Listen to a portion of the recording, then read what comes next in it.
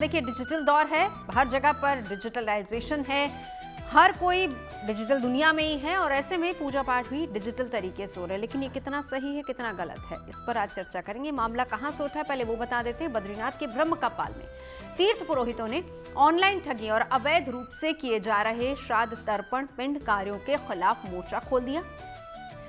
हाल ही में तीर्थ पुरोहितों ने काली पट्टी बांधकर अपना विरोध जताया। आरोप यह लगाया कि ब्रह्म कपाल में पिंडदान और तर्पण के नाम पर एआई से भी वीडियो का इस्तेमाल कर ऑनलाइन पूजा के नाम पर पैसे वसूले जाते हैं। तो ऐसे में तीर्थ पुरोहित महापंचायत ने इसका विरोध किया है। तो क्या पुरोहितों के कार्यक्षेत्र में हो रहा है अतिक्रमण? डिजिटल पूजा कितनी सही, कितनी नहीं, इसी को लेकर आज हम करेंगे चर्चा। हमारे साथ देश के जाने माने धर्मगुरु और बद्रीनाथ केदारनाथ मंदिर समिति के सदस्य भी मौजूद रहेंगे।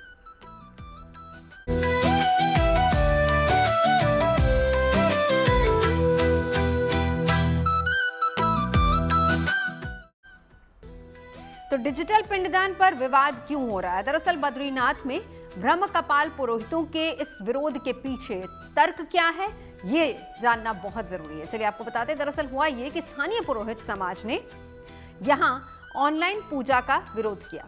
बद्रीनाथ में तीर्थ पुरोहितों ने यह मामला उठाया और इस दौरान तीर्थ पुरोहितों ने प्रदर्शन भी किया। काली पट्टी बांधकर पुरोहितों ने काली पट्टी बांधकर अपना विरोध जताया और उन्होंने ऑनलाइन पूजा के नाम पर हो रही ठगी के आरोप लगाए।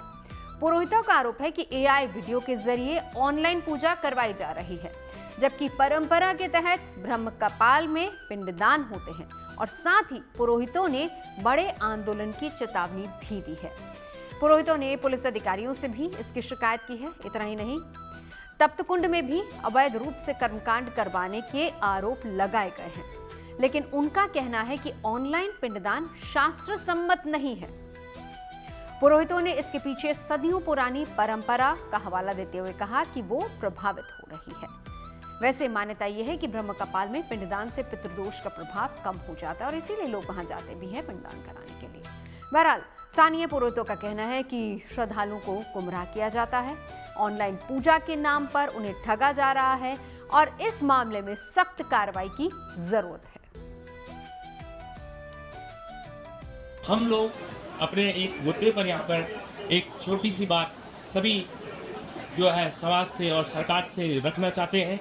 हम लोग आज जितने भी तीर्थ पुरोहित हैं यहाँ पे, हमने एक फैसला लिया है कि हम लोग काली पट्टी बांधकर कुछ विरोध कर रहे हैं, जिसमें हमारी मांग यह है कि अभी ब्रह्म कपाल तीर्थ पुरोहित में कई असामाजिक तत्व जो बाहर से पिंडनाथ के नाम पर कई फ्रॉड जानकारियाँ, फ्रॉड वेबसाइट आदि बनाकर लोगों को गुमराह कर रहे हैं और हमने वहाँ आने वाले तीर्थ यात्री या श्रद्धालुओं को गुमराह किया जा रहा है, जिस पर हम ब्रह्म कपाल तीर्थ पुरोहित और हमारे माननीय हमारे चारों तीर्थों के अध्यक्ष उमानंद सती जी, उन्होंने यह फैसला लिया है हम सब लोगों ने मिलकर कि हम इसका घोर विरोध करेंगे और आगे भी हम लोगों ने यह निश्चय किया है अगर इस चीज़ पर कार्रवाई नहीं होगी तो आगे हमारा घोर विरोध होगा।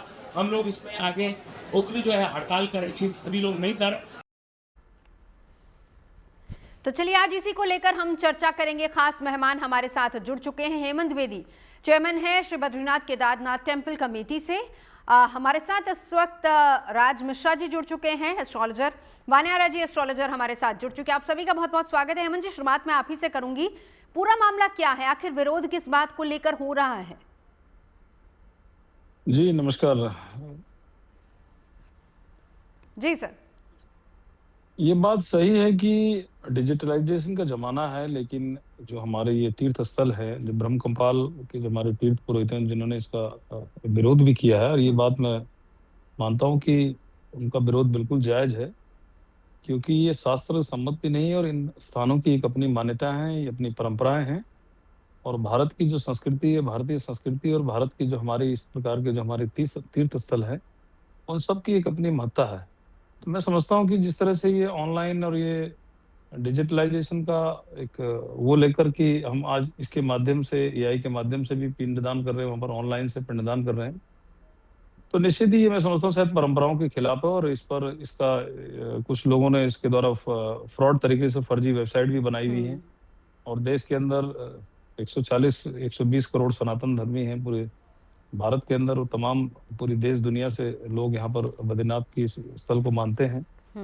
तो उसके कारण मैं समझता हूँ कि ये कहीं न कहीं परंपराओं के साथ जो है कि ये खिलवाड़ हो रहा है और ऐसा नहीं होना चाहिए। ऑनलाइन पिंडदान की कोई मान्यता नहीं है। जो उस स्थल पर आकर जो वहाँ पर उस स्थान पर आकर जो पूजाएँ हैं, जो परंपराएँ हैं वो स्थापित जो होती हैं, उनको उसी स्थल पर आकर ही उनकी एक मान्यता है। तो ये बात सही है कि इस पर कठोर कार्रवाई होनी चाहिए जो इस तरह से कुछ फर्जी वेबसाइट के द्वारा और कुछ इस तरह से अपने जो है अपने सनातन धर्म और अपने जो इन स्थलों की जो मान्यता है उनको लेकर भी कहीं न कहीं जो है गुमराह कर रहे हैं और उसका संदेश भी जो है समाज के बीच में गलत जा रहा है। क्योंकि फिर इन स्थलों की एक महत्ता भी समाप्त हो जाएगी। धीरे-धीरे लोग यहाँ आएंगे क्यों फिर? जब सब कुछ आप ऑनलाइन ही कर देंगे तो फिर इन स्थलों में आने का कोई महत्व नहीं रहेगा।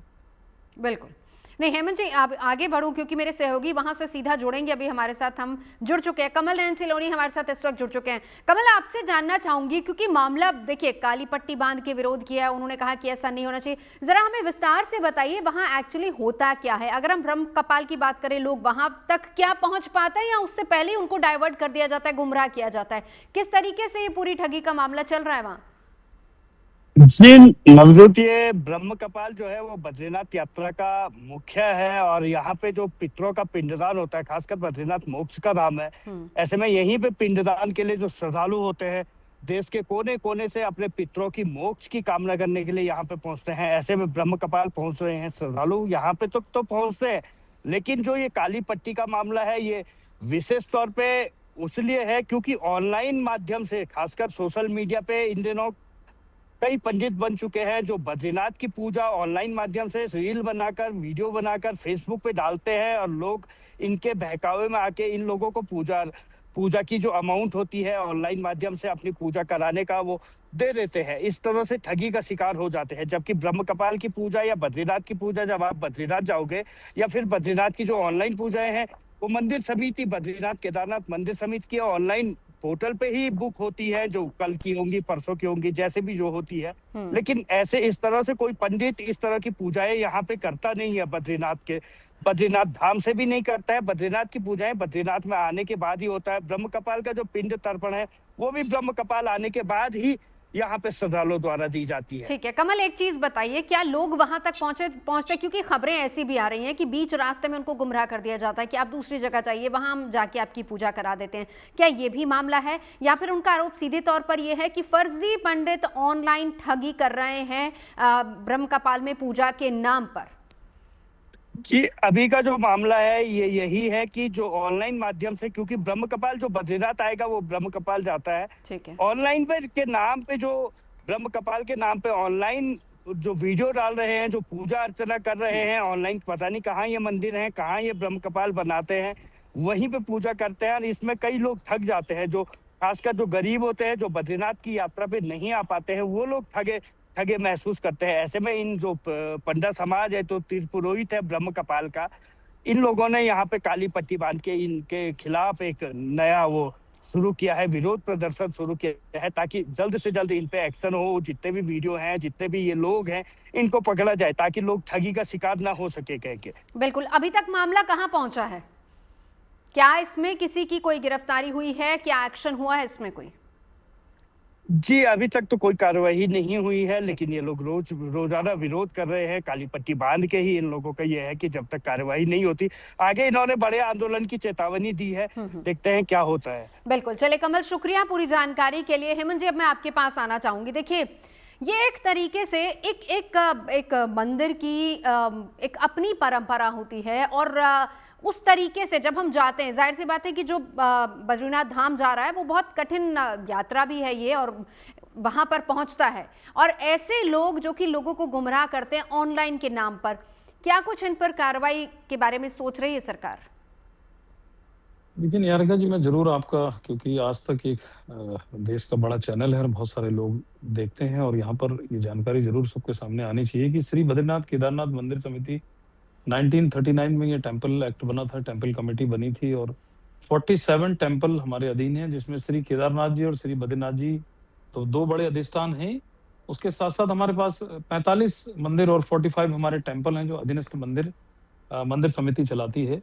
ये बात सही है कि धीरे-धीरे डिजिटलाइजेशन के बहाने लगातार जिस तरह से फ्रॉड के वो हो रहे हैं, क्योंकि बद्रीनाथ और केदारनाथ जी में कोई भी ऑनलाइन पूजा, कोई भी ऐसा वो नहीं। हमारी जो अधिकृत वेबसाइट है, बद्री केदार टेम्पल कमेटी की वेबसाइट है, उसी के द्वारा ऑनलाइन पूजाएं जो हमारी हैं, या जितनी भी हमारी जो मंदिर से संबंधित जितनी पूजाएं होती हैं, वो सब कुछ हमारी इन्फॉर्मेशन हमारी वेबसाइट पे होती है। लेकिन ऐसा कहीं कोई व्यवस्था नहीं है कि आप ऑनलाइन पूजा कराइए ठीक है। या ऑनलाइन जो है ब्रह्मकपाल का जो इनका पितृ तर्पण वाला जो हमारे ब्रह्मकपाल के तीर्थ पुरोहित हैं, उनका एक वो है, वहां पर कई तरह के हमारे सारे जितने भी हमारे लक्ष्मी नारायण जी का मंदिर है, भगवान बद्रीनाथ जी का टेम्पल है, हमारा नरसिंह मंदिर है, वहां पर केदारनाथ जी, हमारे केदारनाथ जी टेम्पल भी हमारे पास में है। हमारी मंदिर समिति उसका संचालन करती है। लेकिन लगातार कई दिनों से ये देखने में आ रहा है और हमारे पास भी कई शिकायतें आ रही है, और हमने साइबर क्राइम को बहुत सारी शिकायतें यहाँ से भेजी हैं कि ये ऑनलाइन के माध्यम से लोगों के साथ ठगी कर रहे हैं। लेकिन मैं आपके चैनल के माध्यम से जरूर ये कहना चाहूंगा कि वहां पर कोई भी, चाहे बद्रीनाथ जी हो और केदारनाथ जी हो, चाहे हमारे अधीनस्थ 45 मंदिर हैं, पंच केदार है, पंच बद्री है, नरसिंह मंदिर है, जितने भी, जय भविष्य बद्री, हमारे जितने भी टेम्पल्स हैं, कहीं पर भी ऐसी कोई व्यवस्था नहीं है कि ऑनलाइन पूजा के माध्यम या ऑनलाइन से हम कोई पूजा कराते हो। ठीक है। क्योंकि इन तीर्थ स्थलों का महत्व ये है कि जो यहाँ तक पहुंचता है, क्योंकि आप जानते हैं कि जो हमारा बद्रीनाथ जी और केदारनाथ जी हमारी बहुत कठिन यात्रा करके जो है कि यहाँ पर देश दुनिया से लोग तीर्थयात्री यहाँ पर बिल्कुल, पहुंचते हैं, और आज बिल्कुल, लाखों की संख्या में आप देखिए कि लोगों की आस्था, ये सनातन धर्म की आस्था के केंद्र है, ये सनातन धर्म की प्राण वायु है, और लोग जो देश दुनिया के सनातन धर्म को मानने वाले लोग हैं, उनकी सबकी बड़ी आस्था इन पर रहती है, और इस स्थल पे आने का ही एक अपने आप में महत्व है, और वो लोग यहाँ तक पहुंचते हैं। लेकिन इसका कोई, जिस तरह का आज की तारीख में ये वेबसाइट, ये ऑनलाइन और ये इस तरह से सब चल रहे हैं, बिल्कुल। इसमें कई फ्रॉड चल रहे हैं। प्रसाद भी हाँ। ऑनलाइन मंगा दे रहे हैं, जबकि प्रसाद ऑनलाइन देने की कोई व्यवस्था नहीं है। कहीं पूजा कोई ऑनलाइन हम पूजा नहीं कराते हैं। ऑनलाइन हमारे यहाँ कोई भी चीजें नहीं है, सिर्फ जल हम जो प्रसाद पूजाएं हैं। तमाम चीजें ऑनलाइन होती है। बिल्कुल, चलिए मैं अब इसी पर आती हूँ। हेमंत जी, आप रहिएगा हमारे साथ, क्योंकि इस पर और आगे चर्चा करेंगे। अब जरा हम दर्शकों को समझा देते हैं। सबसे पहले राज मिश्रा जी, आपके पास आऊंगी। बद्रीनाथ धाम में जब जाते हैं, एक ये मुद्दा है, लेकिन उससे पहले हम आगे बढ़े। बताइए जरा ब्रह्म कपाल का महत्व क्या है, एक बार हमारे दर्शकों के लिए बता दीजिए। देखिए, ब्रह्म कपाल एक बहुत महत्वपूर्ण स्थान है यहाँ पर, क्योंकि भगवान शंकर को जब ब्रह्म हत्या का पाप लगा था, वो भगवान ब्रह्मा का जो 5वां सिर था, जहां उनको अहंकार उत्पन्न हुआ और भगवान शिव ने उस सिर का छेदन किया था, तो उस सिर उनके हाथ में क्योंकि चिपक जाता है, और यही वो स्थान था जहां पर भगवान शंकर को भी ब्रह्म हत्या से मुक्ति की प्राप्ति हुई थी। ब्रह्म हत्या से जो उनका दोष था वो यहाँ पर खत्म हुआ था, इसीलिए क्योंकि वो ब्रह्मा जी का जो सर था वो यहाँ पर भगवान शिव के हाथ से अलग हुआ, इसलिए इस जगह का नाम रखा गया ब्रह्म कपाल। उसके बाद भी अगर देखा जाए, जब अगर हम बात करें कौरव और पांडव के युद्ध को लेकर के, जहां पर पांडव के अपने सहोदरों का, अपने गुरु इत्यादि की हत्या का जो दोष था, वो दोष जाकर के वहां पर लगता है, तो वहां जाकर के जो तर्पण था, जो वहां जो जब स्वर्ग की जो यात्रा प्रारंभ करते हैं पांडव, उस यात्रा के प्रारंभ से पहले यही वो स्थान है जो बद्रिका आश्रम का, जो है बद्रीनाथ धाम का यह स्थान है। यहां पर वो अपने सहोदरों की मोक्ष के लिए, सहोदरों की मुक्ति के लिए यहां पर वो उनका तर्पण करते हैं, यहां पर उनके लिए पूजन इत्यादि करते हैं, यहां पर उनकी मोक्ष के लिए, उनकी मुक्ति के लिए प्रार्थना करते हैं, और यहां से वो अपनी यात्रा को प्रारंभ करते हैं।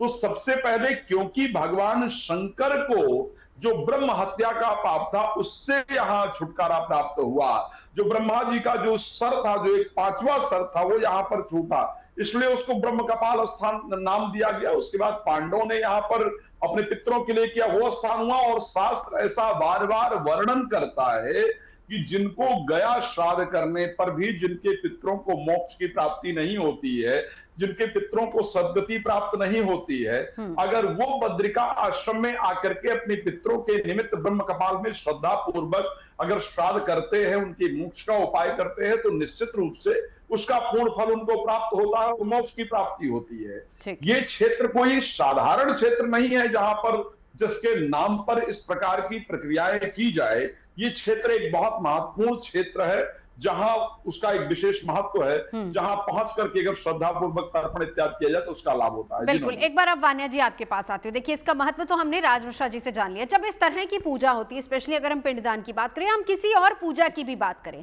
AI का जमाना है, ऑनलाइन का जमाना है। अभी हेमंत जी बड़े अच्छे से बता भी रहे थे कि आजकल तो ऑनलाइन आपको प्रसाद मिल जाता है, गंगा जल चाहिए तो आप ऑर्डर कर दीजिए, सब कुछ मिल जाता है।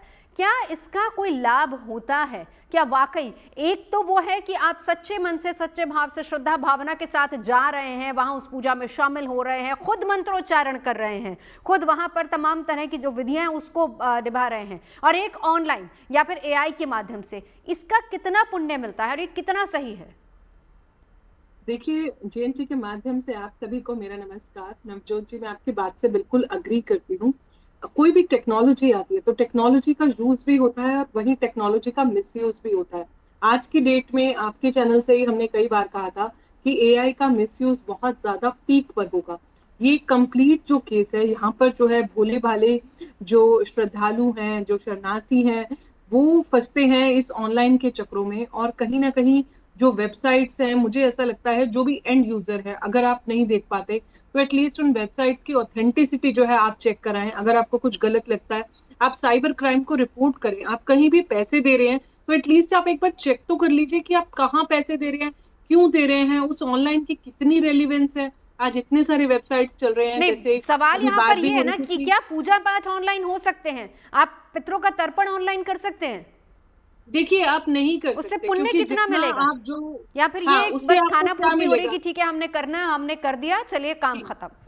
ये कोई फॉर्मेलिटी या रजिस्टर में कोई अटेंडेंस नहीं है जो एक इंसान को लगानी है। डेफिनेटली एक बंदा एक तीर्थ स्थल पे जाता है, इतने कष्ट लेके जाता है, और उस जो स्थल की ऊर्जा होती है वो सबसे ज्यादा इम्पोर्टेंट होती है। कहते हैं किसी भी धार्मिक स्थल पे जाते हैं तो वहां पर जो है आप एक दो दिन जरूर रह कर आओ। आप सारी चीजें कैसे ऑनलाइन कर सकते हैं, आप कैसे ट्रस्ट कर सकते हैं कि वो जो सामान है वो आएगा नहीं आएगा, वो पूजा कितनी रेलिवेंस होगी। सी, कोरोना के टाइम पे बहुत सारी चीजें ऑनलाइन आई थी, लेकिन अभी जो है टचवुड ऐसा कुछ भी नहीं है। तो मुझे ऐसा लगता है कि आप लोग अपने जो लाइफस्टाइल है उससे आप थोड़ा सा टाइम निकाल कर अगर आप जाते हैं तो डेफिनेटली उसका फल बिल्कुल अलग है। आप कैसे संकल्प लेंगे ऑनलाइन में, कैसे आपका फिजिक, और शास्त्रों में भी इस चीज की मान्यता नहीं है, और जो एक आपकी फिजिकल प्रेजेंस है उसकी मान्यता, और एक ऑनलाइन डिजिटल से किसी की बहुत ज्यादा मजबूरी है, वो एक एक्सेप्शनल केस है। लेकिन जहां पर एक्सेप्शन नहीं है, जहां आप जा सकते हो, आप कहीं भी बैठे हो इंडिया में या दूर दराज आप किसी विदेश में बैठे हो, तो भी आप लीव्स लेके जब भी आप आ सकते हो। मुझे ऐसा लगता है कि वो फल और जो आपकी आंखों का सेटिस्फेक्शन जो आप अपने हाथों से करते हो, जो आप पिंडदान अपने हाथों से करते हो, ऑनलाइन आपके बिहाफ पे हर चीज हो रही है। तो अब बिहाफ पे देखिए, जहां वही मैं बार कह रही हूँ कि जहाँ कोई मजबूरी है, सपोज कोई बच्चा है, उसका जाप वो नहीं कर सकता तो उसके पेरेंट्स को बोला जाता है। लेकिन यहाँ पर अगर कोई मजबूरी नहीं है तो ऑनलाइन आपके पैसे भी जा रहे हैं, आपको पता भी नहीं है कि वो चीज हो रही है नहीं हो रही है, और उसका आपको क्या ही फल मिलेगा जहाँ पर आपका सिर्फ एक मॉनेटरी कंट्रीब्यूशन है। बिल्कुल। तो एक बार हेमंत जी आप आपके पास आती हूँ। आपने कहा कि इसकी बुकिंग ऑनलाइन होती है, ठीक है।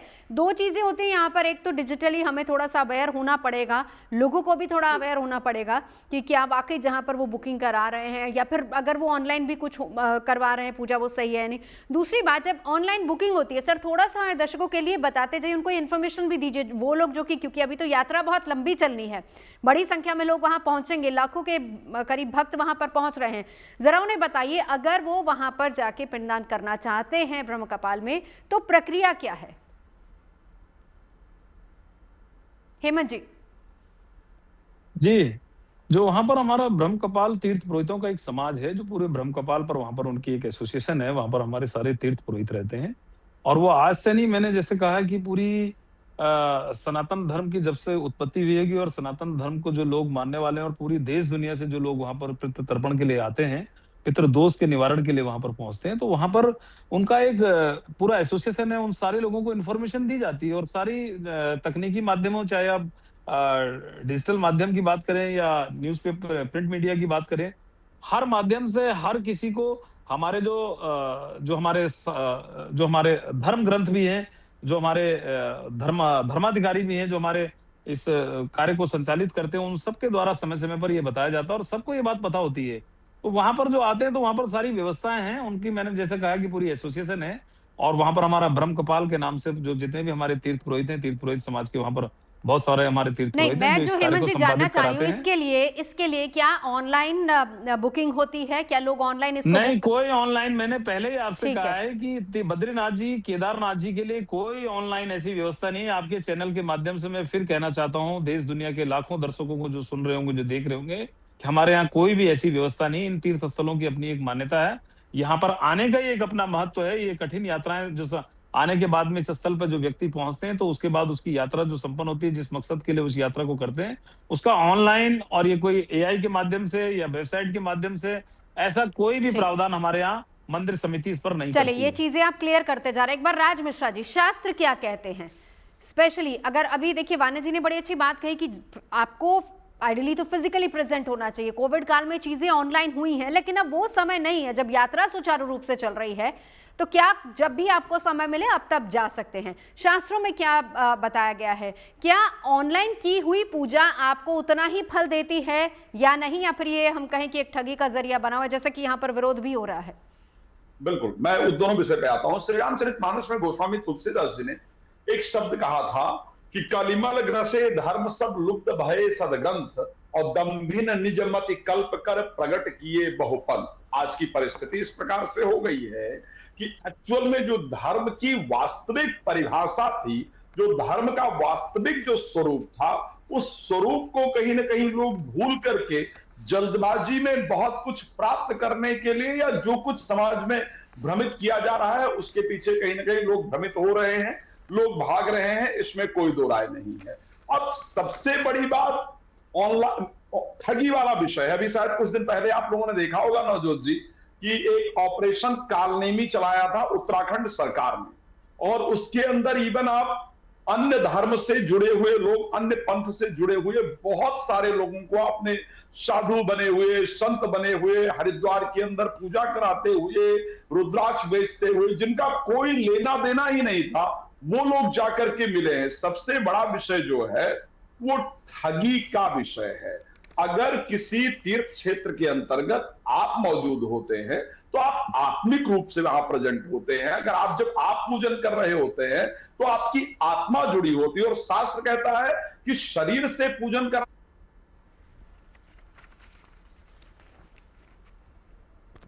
में आपका लाभप्रद होता है।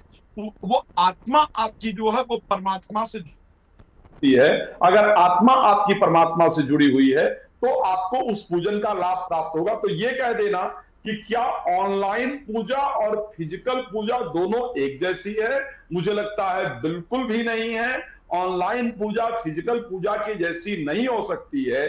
फिजिकल पूजा में हम वहां परमात्मा का ध्यान करते हैं, आत्मिक रूप से उसको महसूस करते हैं और उस जगह पर रह करके अपने आप को परमात्मा से कनेक्ट कर पाते हैं। जहां तक संभव हो वहां तक फिजिकल पूजन ही होना चाहिए। लेकिन हाँ, ये एक विषय है कि यदि वो मंदिर का जो प्रांगण है, यदि मंदिर की कमेटी है, मंदिर की संस्था है, मंदिर के लोग हैं, यदि कोई इस प्रकार का पूजन इत्यादि करते हैं, क्योंकि ये भी शास्त्र कहता है कि कहीं भी कोई आपके लिए प्रार्थना कर सकता है, करने में दो राय नहीं है, करने में दोष नहीं है, लेकिन क्या वो मंदिर का जो एक्चुअल ऑथराइज जो लोग हैं, जो एक्चुअल करने वाले हैं, वो कर रहे हैं, या बीच में कोई और कालनेमी है जो आपको न तो ब्रह्म कपाल से उसका कोई लेना देना है, ना उसका धर्म से कोई लेना देना है, वो सिर्फ आपके पैसे की ठगी कर रहा है।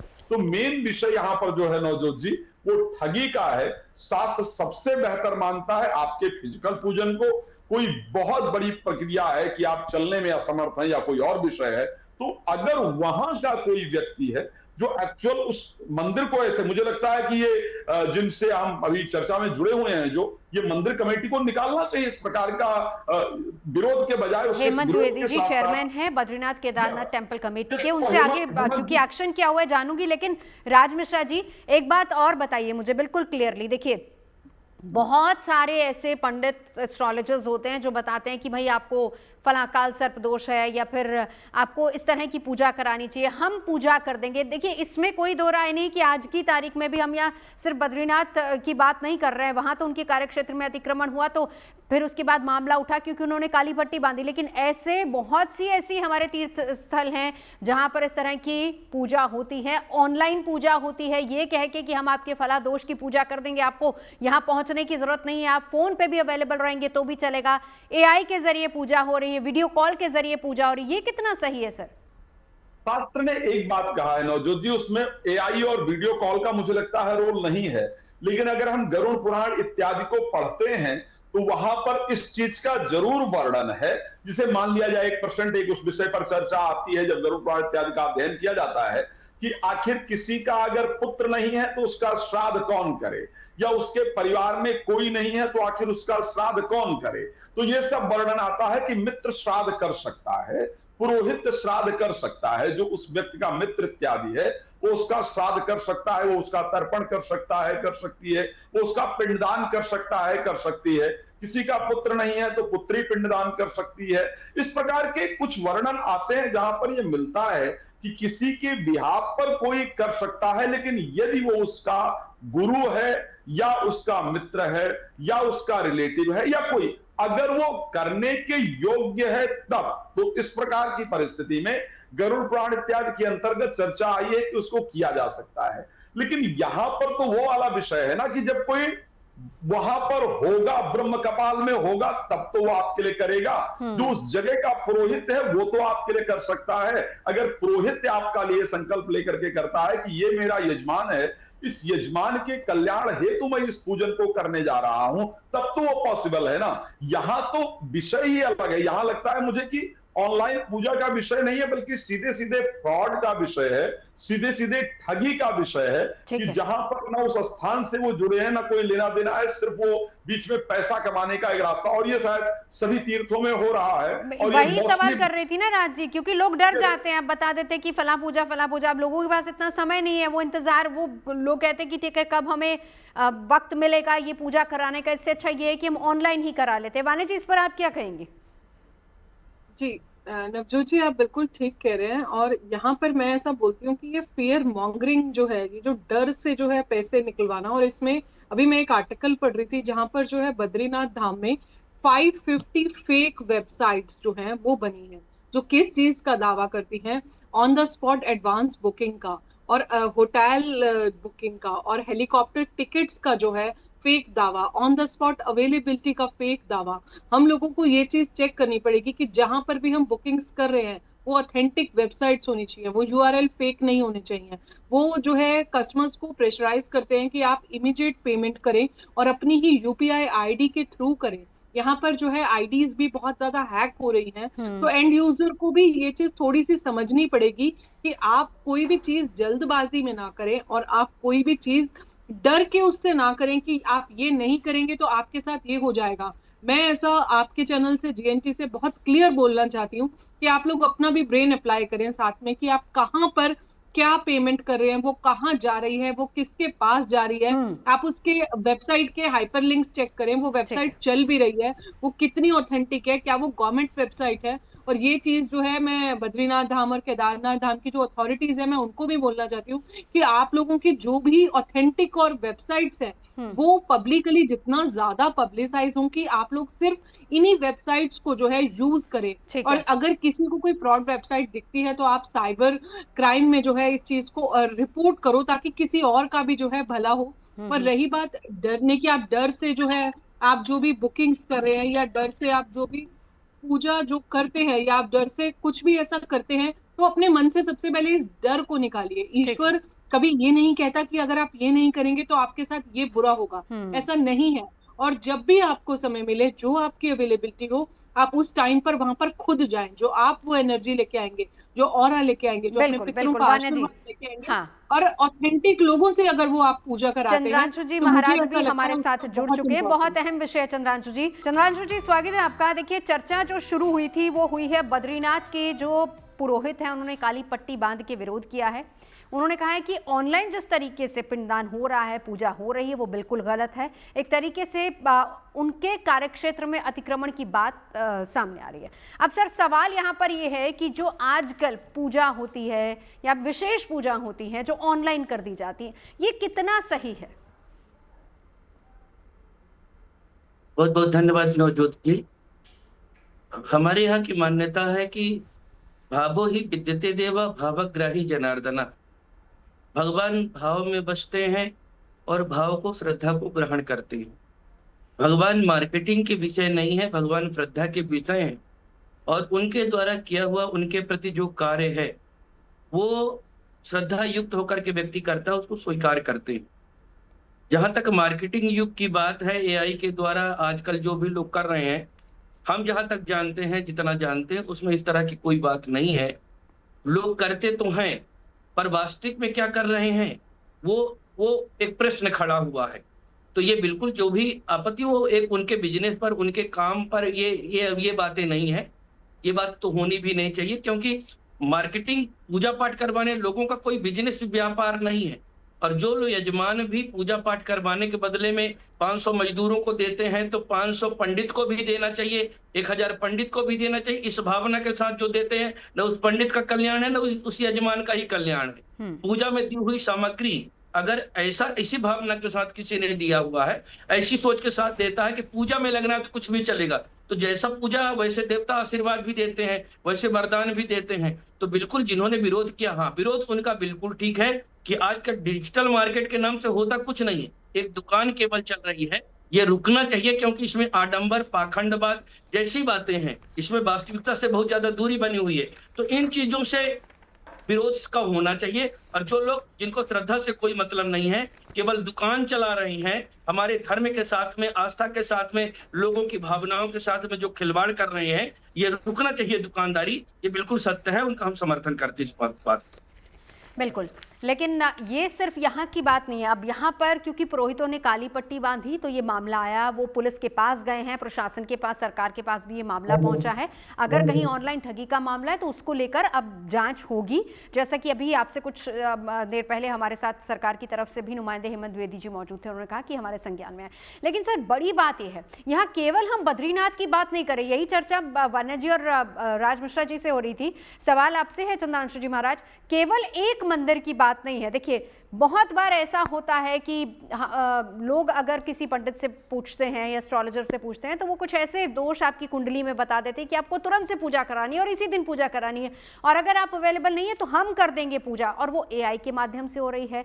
किसी ने अगर काल सर्पदोष की पूजा करानी, वो दक्षिण में बैठा हुआ है तो वहाँ पर उज्जैन में जाके उसकी पूजा हो रही है, या फिर महाकाल में वहाँ पर पूजा कर दे रहे हैं। ऐसे बहुत सी पूजाएं जो किसी विशेष स्थान पर होती है, लेकिन वहाँ पर अगर कोई नहीं पहुँच पा रहा है तो पंडित कहते हैं कि हम आपकी पूजा कर देंगे। सर ये कितना से इसका पुण्य कितना मिलता है लोगों को? अभी दूसरे जगह की बात क्यों, हम श्रीधाम अयोध्या में हैं।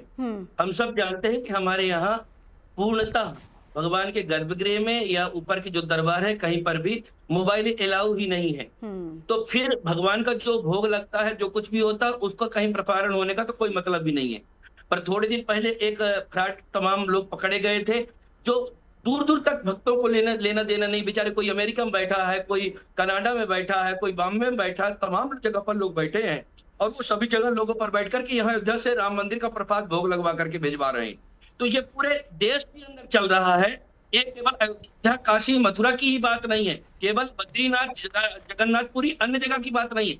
ये पूरे देश भर में एक रैकेट चल रहा है, सिंडिकेट बना करके लोगों ने रखा हुआ, और यही काम कर रहे हैं। प्रशासन को भी इस बात को ध्यान लेना चाहिए, और जो संबंधित ट्रस्ट हैं मंदिरों के, उनको भी इस बात को ध्यान देना चाहिए, और वहां के प्रशासन को ध्यान करके ऐसे लोगों को चिन्हित करके जो बेचे ही बेच धर्म नहीं, जो धर्म को बेच रहे हैं, धर्म के नाम पर आडंबर कर रहे हैं, ऐसे लोगों पर सख्त कार्रवाई करके किसी की आस्था के साथ में, किसी की भावना के साथ में खिलवाड़ न हो, उसके लिए सभी को प्रयास करना चाहिए एक साथ में। और सशक्त नागरिकों को, जो भक्त लोग हैं, उनसे भी अपेक्षा है कि चाहे काल सर्पदोष हो और चाहे अन्य पूजा हो, राज जी बैठे हुए हैं, ऐसे तमाम बड़े अच्छे विद्वान हैं, अच्छे लोग हैं, जो लगातार धार्मिक अनुष्ठान, वैदिक परंपरा के अनुसार, चाहे कालपदर्श हो, चाहे मंगली कुंडली हो, चाहे जो कुछ भी, उसको करते हैं। और सबसे बड़ा नुकसान आजकल ये हुआ है कि आजकल ज्योतिष के नाम पर लोगों ने केवल कुंडली को ही जान लिया है, और आजकल कुंडली भी एक व्यापार का माध्यम बनती जा रही है। लोगों का टाडो का एक बहुत बड़ा जकीरा इकट्ठा होता जा रहा, तो जो वास्तविक लोग हैं उन तक तो लोग पहुंचते नहीं, और ये नकली दुकानदारी वाले लोग समय के अभाव में उनको कहीं ना कहीं गुमराह कर रहे हैं। मेरी ऐसे भक्तों से भी, आपके दर्शक जितने भी हैं, उन सब के माध्यम से अपील है कि ज्यादा से ज्यादा इस बात को मेरी शेयर करें, और इन आडंबरवाद, पाखंडवाद के चक्कर में लोग न पड़े। अपने आस्था के अनुसार उचित आचार्य के पास में जा करके उनसे सलाह लेकर के और उचित पूजा ही करवाएं, ये ज्यादा श्रेष्ठ होगा। जिस तरह से दुकानदारी के लिए लोग आज आगे बढ़ रहे हैं, भगवान के नाम पर डरा करके, धमका करके, देवी देवताओं के नाम पर, ग्रहों के नाम पर डरा धमका करके जिस तरह लूट कर रहे हैं, जिस तरह आडंबर को बढ़ावा दे रहे हैं, ये अब रुकना चाहिए। जब हम लोग मंगल ग्रह तक हैं, इतनी जागृति हम सब में आनी ही चाहिए, ये बहुत जरूरी है। ये बहुत इंपॉर्टेंट बात है चंद्रांशु जी महाराज, क्योंकि धर्म को आपको प्रैक्टिकली भी समझने की जरूरत है। केवल कर्मकांड और डिजिटली पूजा करवा देना नहीं, आप कितना खुद भगवान के साथ जुड़े, भावनाएं आपकी कैसी, ये बहुत जरूरी होता है। शास्त्रों में क्या लिखा है उसको पढ़ना ज्यादा जरूरी है। एक बार राज मिश्रा जी आपके पास आना चाहूंगी। एक विरोध ये भी हो रहा है क्योंकि वहां पर बद्रीनाथ में ही खास तौर पर अलग तरह के कुंड है, जरा उसका मत भी हमें बताते चलिए। और ये भी कहा जा रहा है लोगों को कि हम फला कुंड में आपकी पूजा करवा देंगे, आप आइए। केवल वहां पर पिंडदान तक की बात सीमित नहीं है, वहां पर हर जगह पर अलग अलग पूजा होती है। जो एक तो उसका मत बताते चलिए, और लोगों को कहा जा रहा है कि आपको कौन सी पूजा करानी है हमें बताइए। देखिए, ये एक गलत विषय है। श्री रामचरितमानस में भी गोस्वामी जी ने एक नवजोत जी एक शब्द कहा था कि झूठ ही लेना, झूठ ही देना, झूठ ही भोजन, झूठ सवेना। कुछ लोगों ने धर्म को सिर्फ पैसा कमाने के लिए ही प्रयोग करना प्रारंभ कर दिया है, और ये गलत है। हर जगह पर करप्शन था, इसमें कोई दो राय नहीं है।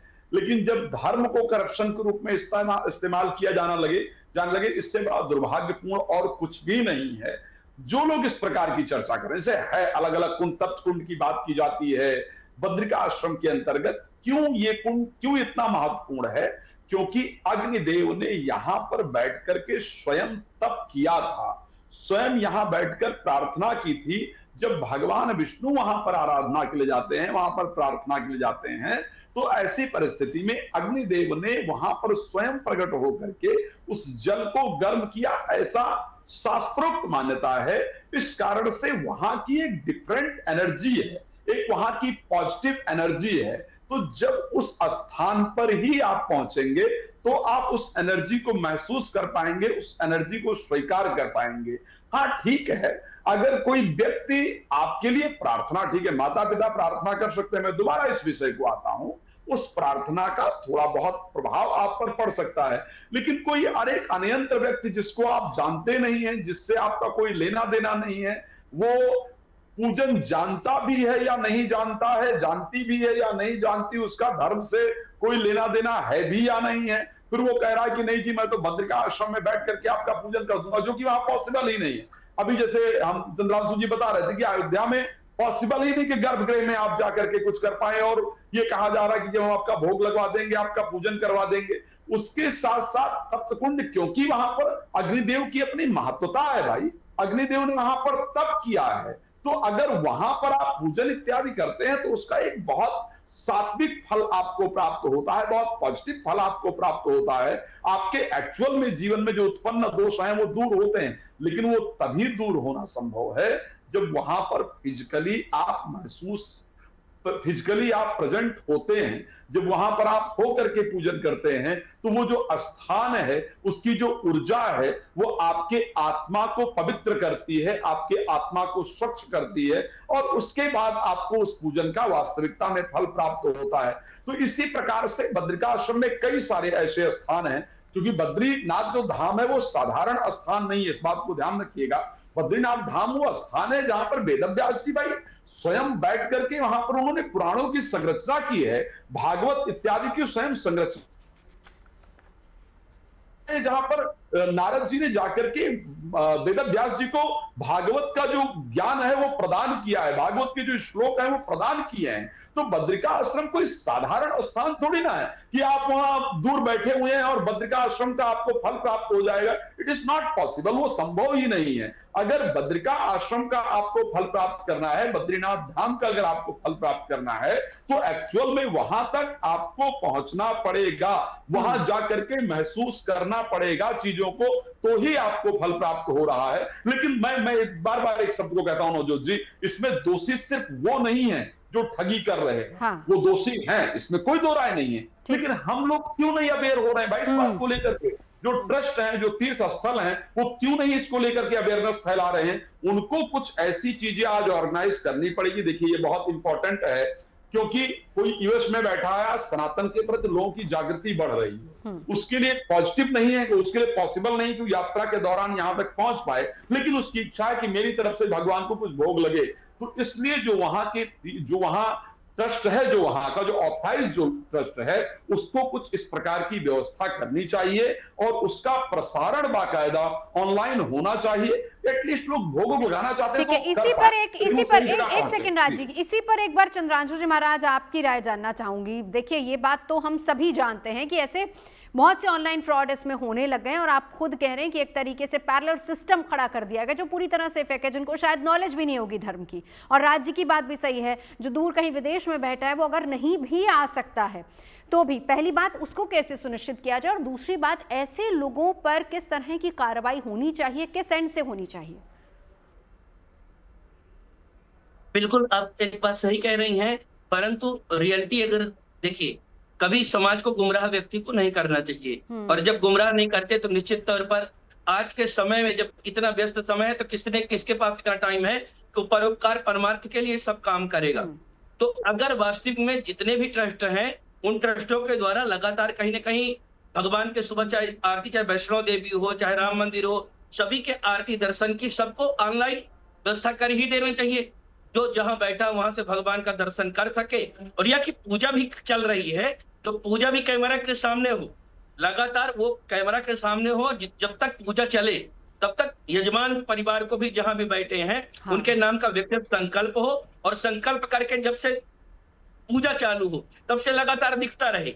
ये भी ना हो कि लगातार एक व्यक्ति का संकल्प हो गया, 10 साथ में अनुष्ठान है, एक समय में आचार्य लोग अगर 7 ब्राह्मण है महामृत्युंजय का अनुष्ठान कर रहे हैं, 7 लाख तो 7 दिन तक केवल 7 आचार्य कर सकते हैं, बाकी तो नहीं करेंगे। तो 10 लोगों का एक साथ संकल्प ले लिया, कैमरा दिख रहा, ये आडंबरवाद रुकना चाहिए। जो सत्य है उसका तो हम समर्थन करते ही हैं, उसमें किसी प्रकार का कोई दो राय नहीं है। भगवान का दर्शन करने का किसी माध्यम से जो नहीं पहुंच सकते हैं, पूजा पाठ का अन्य किसी का जो भी है, अगर वास्तविकता दिख के धरातल पर है तो स्वागत करने योग्य है, पर उसमें कहीं से भी फ्रॉड है, चीटिंग है, लूटपाट है, ऐसे काम का विरोध होना चाहिए और हर किसी को विरोध करना चाहिए, सजग होकर के, मुखर होकर के करना चाहिए, क्योंकि इससे हमारा धर्म, इससे हमारी संस्कृति, हमारी भावना सब कुछ नष्ट होती है, सब कुछ आहत होता है। ऐसे काम को रोकना चाहिए जिससे हमारा धर्म पुष्ट हो, परिपक्व हो, ऐसा काम को करना चाहिए। लोगों को, समाज को धर्म के अनुसार आगे बढ़ना है तो आप पाखंडवाद से,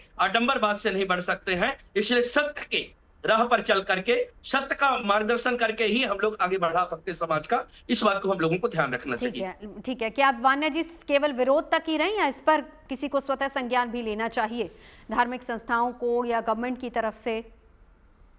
मुझे ऐसा लगता है कि इसके लिए एक प्रॉपर कमेटी बैठनी चाहिए कि जो भी चीजें हैं, मैं ऑनलाइन के अगेंस्ट नहीं हूँ, कंसल्टेशंस ऑनलाइन हो सकती हैं, पूजाएं भी अगर ऑनलाइन हो रही हैं तो वो प्रॉपर ऑथेंटिक उसके स्टेप्स होने चाहिए, बिकॉज आज के डेट में प्रैक्टिकली ये पॉसिबल नहीं है कि हर बंदा वहां पर आएगा। तो मैं उसके अगेंस्ट नहीं हूँ, लेकिन मैं ऑनलाइन फ्रॉड्स के बहुत अगेंस्ट हूँ। तो जितने भी आपके ऑनलाइन दर्शन है वो एक प्रॉपर ऑथेंटिक पोर्टल हो, वो जो वेबसाइट है उसकी प्रॉपर मेंटेनेंस हो, उसके प्रॉपर बंदे हों, वो जो कम्युनिकेशन है वो डिजिटली पूरे across the globe properly communicate होना चाहिए कि इतने से इतने बजे में दर्शन होंगे, या फिर जो भी प्रोसेस आप पिंड दान करा रहे हैं या जो भी आप करा रहे हैं उसके स्टेप्स, उसके प्रॉपर वीडियो कॉल्स, और वो भी ऑथेंटिक पर्सोनल के थ्रू, अगर ऑथेंटिक स्पॉक्स के थ्रू, उन्हीं मंदिर की पर्टिकुलर वेबसाइट रजिस्ट्रेशन के थ्रू होता है तो फिर भी to an extent it is okay. But फिर भी इसको मैं टू एन एक्सटेंट बोलूंगी, लेकिन ऐसा नहीं है कि मैं ऑनलाइन के कंप्लीटली अगेंस्ट नहीं हूँ, बट ऑनलाइन फ्रॉड के बहुत अगेंस्ट हूँ, और साइबर अथॉरिटी को डेफिनेटली इसके अगेंस्ट एक्शन लेना चाहिए। अगर आप मुझसे जुड़ करके अपनी समस्याओं का समाधान चाहते हैं और चाहते हैं कि आपकी समस्याओं को ज्योतिष के माध्यम से सुलझाया जाए तो आप हमसे संपर्क कर सकते हैं, जुड़ सकते हैं एस्ट्रो तक पर।